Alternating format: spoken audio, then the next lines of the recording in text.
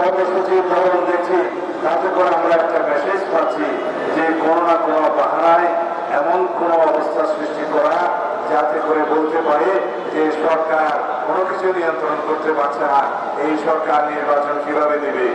আর কিছু কিছু প্রশ্ন তো ইতিমধ্যেই আপনারা তুলেছেন, এই নির্বাচন কমিশন নিরপেক্ষ নয় কেন? 7 লাখ প্রতীক না দিলে কি নির্বাচন কমিশনের বিরুদ্ধে অঙ্গনে চলা যায়? জাতীয় প্রতীকের মার্কা ছাড়া কি বাংলাদেশে আর কোনো মার্কা ছিল না?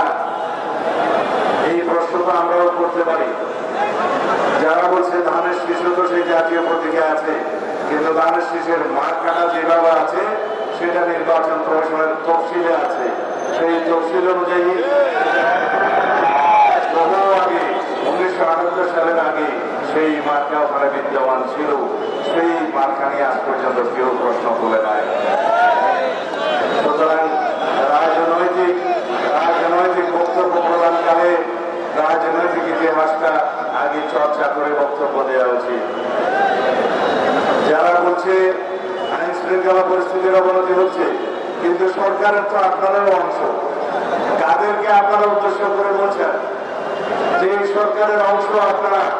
ঘুরিয়ে ফিরিয়ে বাংলাদেশের মানুষ সবই জানে আপনাদের 2 জন উপদেষ্টা সেই সরকারে বসে আছে। 2 দিন পরে তারা আপনাদের সাথে জয়েন করবে, তারপরে আপনাদের সাথে নির্বাচন করবে। এই দৃশ্য তো আমরা দেখার জন্য অপেক্ষা করছি।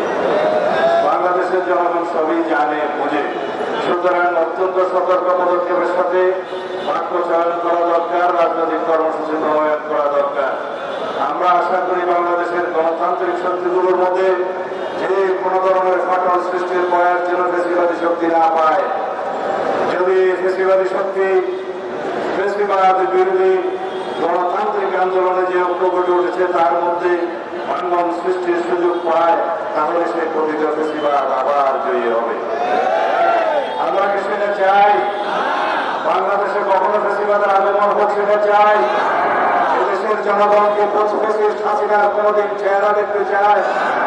সুতরাং এই ফেসিবাদ বিরোধী যে জাতীয় ঐক্য গড়ে উঠেছে, বাংলাদেশের মানুষ যে জাতীয় ঐক্যকে শক্তিতে পরিণত করেছে, এই জাতীয় ঐক্যের বিরুদ্ধে যেন কোনো পদক্ষেপ না ওঠে, এই জাতীয় ঐক্যের মধ্যে যেন কোনো ফাটল সৃষ্টি না হয়, সেইভাবে আমাদেরকে সকল রাজনৈতিক দলকে গণতান্ত্রিক শক্তিকে ঐক্যবদ্ধভাবে এগিয়ে যেতে হবে।